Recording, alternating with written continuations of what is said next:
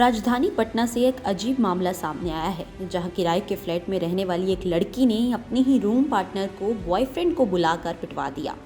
साथ ही रेप कर लाश को बक्से में बंद कर ठिकाने लगाने की धमकी भी दी है। ये पूरा मामला 28 जनवरी की सुबह का है। मामला पटना में श्री कृष्णापुरी इलाके का है। पीड़ित लड़की ने बताया कि उसकी रूममेट अपने बॉयफ्रेंड को बुलाकर फ्लैट पर शराब पार्टी करती थी। एक दिन विरोध करने पर जबरन उसके रूम में घुस आया, मारपीट करके बाहर निकाल दिया। पीड़िता ने बताया कि उसे दिल्ली रेप कांड की धमकी दी गई और बोला कि लाश को बक्से में बंद कर ठिकाने लगा दिया जाएगा।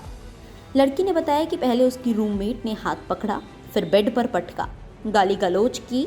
मन नहीं भरा तो अपने बॉयफ्रेंड को कॉल करके बुलाया। उसका बॉयफ्रेंड जबरन उसके रूम में घुस गया, एक गाल पर लगातार थप्पड़ मारता रहा, फिर सर दीवार पर दे मारा, बाद में बोतल से भी मारा और लास्ट में पंखे के स्टैंड से भी मारा।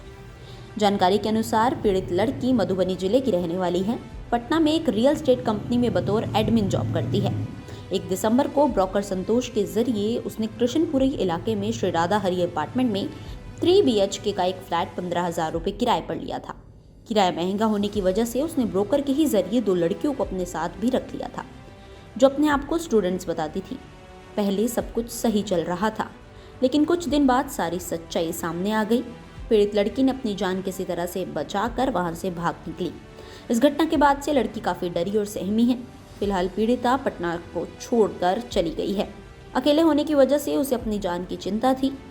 मधुबनी जाने से पहले उसने साक्षी और उसके बॉयफ्रेंड प्रिंस प्रताप के खिलाफ श्री कृष्णापुरी थाने में लिखित में शिकायत दर्ज करवाई है। वैसे मैं 3 लड़की के साथ रह रही हूँ अपार्टमेंट में।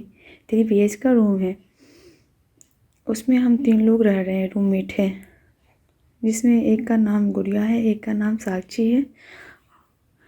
और वो दोनों से कुछ उस रोज़ बात पे अनुबंध हुआ।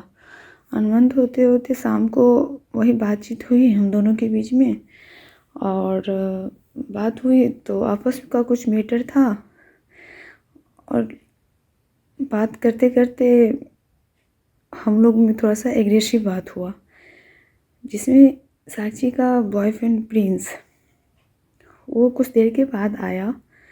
पहले वो फ़ोन करके गुड़िया को फ़ोन करके ये बोला कि उसको समझा दो कि हद में रहने के लिए, हर एक चीज़ हद में करने के लिए, नहीं तो उसके साथ बहुत बुरा होगा। कोई भी प्रॉब्लम होता है घर का तो सीधा वो प्रिंस को फ़ोन करके सीधा बोल देती है साक्षी, और वो आता है रूम पे और बार बार 2-3 बार ऐसे ही किया, धमका के यहाँ से जाता था। इतना ही बात हम बोले कि रोड छाप क्या कर लेगा, रोड छाप सभी ऐसे करता है, रूम में आके मारपीट करता है या गाली गलौज करता है। तब तक ये लड़की गलत सलत बोल के उसको एग्रेसिव किया कि मतलब हमको गाली दे रही है, हमको मार रही है, तुमको भी गाली दे रही है, बोल रही है रोड छाप है, क्या औकात है, क्या कर लेगा, हम इसको बाहर निकाल देंगे आज रूम से, वो ये कर देंगे वो कर देंगे। हम बर्दाश्त इसलिए कर लेते थे कि फैमिली तक हम बात को नहीं जाने देना चाह रहे थे, क्योंकि हम बहुत पूरा फैमिली से, गरीब फैमिली से हैं। मेरे सर पे लायबिलिटी है, भाई का, अपना फैमिली का। 2 पैसा कमाने के लिए और पढ़ने के लिए, कुछ करने के लिए वहाँ आए थे, लेकिन हम नहीं चाह रहे थे कि वहाँ भी कुछ प्रॉब्लम हो, लेकिन हम बर्दाश्त किए। उसका गलत रिएक्शन हुआ मेरा। वो इसी बात पे सुना नहीं और आया। तभी 27 तारीख वही समथिंग 2 बज रहा था, हम अपने रूम में थे। मेरे रूम में आके मिसबिहेव भी किया। मिसबिहेव करने के बाद बाल घींचते हुए रूम से बाहर ले आके अपनी गर्लफ्रेंड के सामने में और गुड़िया के सामने में 4 थप्पड़ इस गाल पे, 4 थप्पड़ इस गाल पे लगा के फिर हमको बहुत ज़ोर से धक्का मारा। हम नीचे गिर गए। नीचे गिरे तो पाँव से 3-4 पाँव मारा। जूता पहना हुआ था। उसके बाद से बाल खींच के लिया और सर में पटक दिया। यहाँ तक चोट लगा हुआ है, बहुत जोर, इतना बड़ा गिल्टी भी आ गया है। यहाँ पे आँख के पास मारा है। फिर उसके बाद पाँव पकड़ते हुए खींच के लाया और दीवार पे पटक दिया। फिर उसके बाद पानी का बोतल था, पानी के बोतल से मेरे ऊपर पटक दिया।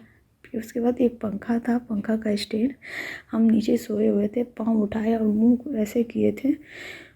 फिर बाल को पूरा नोचा, इतना बाल नोच लिया जो कि मेरे पास है भी। फिर वो हमको खींच के बाहर ले जा रहा था मारने के लिए। तब तक में गुड़िया हमको उसका हाथ छुड़ा के मेरे रूम में जाके वो घिसाते हुए, पाँव को घिसते हुए रूम में जाके डाल दी। तब तक में हम जल्दी से उठे और रूम को बंद किए। हम रूम नहीं बंद करते तो अपना जान ले लेता उस रोज। और मेरा मोबाइल हाथ से छीन के फोड़ दिया कि ताकि हम किसी को फ़ोन ना करें।